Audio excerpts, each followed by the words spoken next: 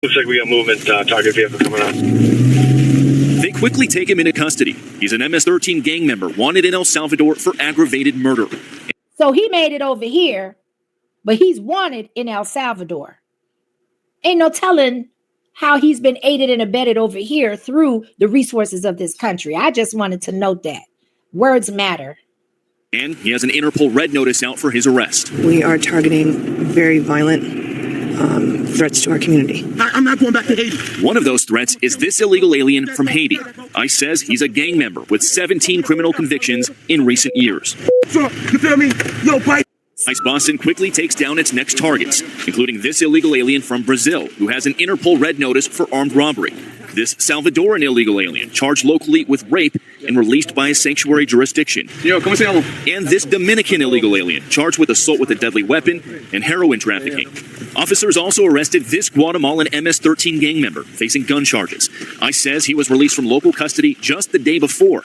Their detainer request was ignored because of sanctuary policies. And in a sign of shifting priorities with the new Trump administration, this man, who was in the same apartment as the target, was also arrested after ICE determined he's also in the U.S. illegally. This is what ICE calls collateral. So you guys got your main target just now, but you got somebody else. What just happened? So our main target was released by a sanctuary jurisdiction, not honoring a detainer. So what she basically just said is that he was arrested, but he was released because he was in a sanctuary city. And I know for sure that in New York, up until the inauguration of Trump or the swearing in of Trump, that's what they were doing. The courthouse was a revolving door. And we're talking about people committing crimes that would give you like illegal gun possession, right? In New York, you can't have a gun legally. And they would go in, get processed, and go right back out. When typically, I don't know about New York, but I know in a lot of states, if you're caught with an illegal gun, that's an automatic minimum 5-year stint. But they don't get the same consideration. So what she's saying is that now that they have federal jurisdiction and that they're in a federal capacity, they don't have to go through the states. They don't have to work with the states, and they don't have to depend on their cooperation because they have conjoined with other bureaus to get the job done. And so this should be more effective, and it should be swift because you're getting more cooperation. It's hard when you're getting resistance. It's hard to accomplish a goal when you got somebody giving you resistance the whole way. So yeah, you put in all of these man hours, spend all this taxpayers' money, spend all that time trying to apprehend somebody just for them to go through the courthouse and to come back out again. That person was released back into the community, and when we went to go find him, he's with somebody else who was previously removed from the United States. So he's going to go today too. And that is exactly what Border Czar Tom Homan has warned would happen. When we find the bad guy, he's probably with others that are in the United States illegally. They may not be a criminal priority, but we're not walking away from them. ICE Boston says they will continue to go into sanctuary jurisdictions and do their job. Today was a good day. So that was Boston. Now, remember when they had, it was in Colorado, they had the Tres de Aragua gang going through a particular apartment complex and basically terrorizing the apartment complex, the neighborhood. They would be standing outside, military style, out in the open with firearms. Nothing. They even denied, the politicians even went as far as to deny that that was a real thing and that it was not staged. Okay. They said this is a staged event. It is no threat. This is nothing to be alarmed about. And it did not happen the way that the media portrayed that it happened. Well, we're getting ready to figure out that that was untrue. And we're going to see if they double down on it. Party at a makeshift nightclub around 5 o'clock this morning, arresting nearly 50 people. Drugs, weapons, and cash were also seized. Your reporter Andrew Hodner joins us live now with new details. Yeah, guys, 49 people were detained in that early action. It was a DEA raid, and ICE was a part of it. 41 of those 49 were found by ICE to be in the country illegally, but we aren't sure how many of the 41 undocumented or 49 individuals that were detained have ties to the Tres de Aragua gang and just how deep those ties go. Something immigration advocates say is a little bit of a concern, especially as these raids become more numerous across the country.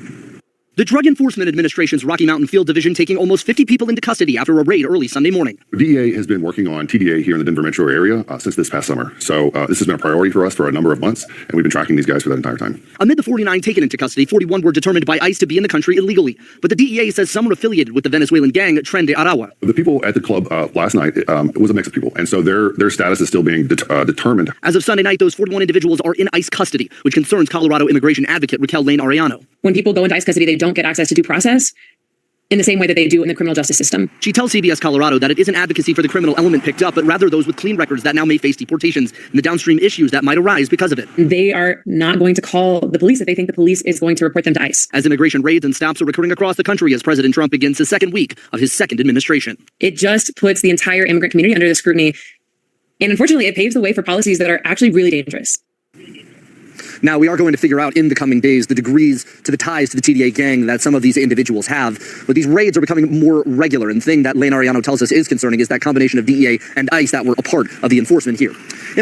Why is that a concern? If they are working cohesively for the same goal to achieve the same outcome, and that is to rid our neighborhoods of dangerous foreign gang activity of those that we can't really identify a majority of them. As he stated, 49 out of 50 were illegal, and 49 out of 50 were considered to be dangerous, whether they were gang affiliated, whether they were illegal and gang affiliated, or otherwise. But they had a whole party with 50 people.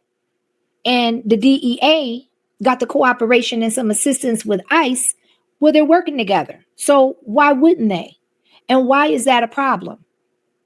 I don't know. I'm just asking. A National Border Patrol Council Vice President Artel Cueto has been watching the action of what's going on with a sweep through, including sanctuary cities, to round up criminal illegal aliens. Art, we've got news coming in. Bill Millusion at Fox is reporting that Border Patrol agents were shot at and fired upon from across the border by suspected cartel gunmen as they tried to bring a group of illegal migrants across the border. So our people are getting shot at right now. Unfortunately, that is true. There were reports. They're still investigating, of course. There's still something going on to try to find out, what shot came from, who it was. But yeah, definitely agents were on the ground. They were waiting for a group to come across. Shots were fired in their direction. They had other agencies immediately surrounded the area, got to that area. They haven't seen it. No one was hurt. No one's been shot at. But yeah, this is just the dangers that we're going to continue to see, that we've been seeing, frankly. But we're going to continue to see it even more so. The cartels control the southern border for now. And they're going to continue to do anything they can to stronghold everything in that area. But as we've seen in the last several days, we have an administration that now backs up the agents, backs up law enforcement, and is moving forward to try to make sure that we have a better country. But that is the key. Is there is a backup, there is reinforcement, and there are bureaus and organizations that are working together with the same goal in mind, and that is to lessen the threat of the people that are coming into this country with ill intentions. Period, point blank. And anybody that disagrees with that, I'm questioning your intent. There is a due process and there are laws. They're in place for a reason. And if they are circumvented, this is the type of outcome that we can expect. Chaos, confusion, crime, criminality. These things we have to acknowledge and tell the truth about. We're not anti-immigration through the proper channels, but we are at least I am, illegal immigration. Unfortunately, that incident did happen, but thankfully, no agents were hurt. Okay, so we know that we saw Tom Homan speaking to ABC's Martha Raddatz. Just basically, what price do you put on all the young women who were murdered and killed and raped? ICE made thousands of arrests nationwide, went off without much opposition. New York City, where they're talking about ICE arrests tomorrow here in New York City. We're seeing it in sanctuary cities, Chicago, Denver, also, by the way, LA, and also Houston. Why is the media, why do you think they're pushing back on ICE rounding up dozens of vicious criminals like the Tren de Aragua gang? They rounded them up in Aurora. Talk to us about who these criminals are and what they do. Look, unfortunately, Liz, you're going to have these individuals in the media that they want ratings, they want, push their agenda, and, they got friends in politics that want to push their particular agenda as well. But these are bad people. I don't understand how you would be a leader in any country, any city, any town, any, state, and you would want criminals to stay and remain in your country and state. I mean, that is insane to me. There is no logic in that. I'm with you on that. Sir, I've been saying it for years. Their hatred towards President Trump is greater than their love for Americans. That's the only reason they do things like this. These are very bad individuals that came into the United States. All they care about is to expand their criminal enterprises. That's what they've been doing. They found the loopholes to come across, say, asylum, and then get released. And now they're embedded throughout our society. And fortunately, people like President Trump and individuals like Tom Homan and the many, many men and women out there putting their lives on the line each and every day, trying to get home to their families, are also out there making sure that these criminals are detained, put behind bars, and deported back to their country. Yeah, And that's it. That's in a nutshell. There's nothing else to really speak on when it comes to why is there such an assertion and such a fervor to bring these people and get them out of circulation of the streets, of being free, of moving in a free fashion, when you are jeopardizing the safety of everyone around you. Come on now. I mean, no way, shape, or form am I saying that we don't have our own problems on this turf to deal with and contend with on a day-to-day basis. We absolutely do. But why compound it by opening the borders? And how is it that people over in this country are held accountable, but if you come over here illegally, you're immune to accountability? If that ain't backwards, I don't know what is. I hope everybody has a great rest of your day. I appreciate you. Much love.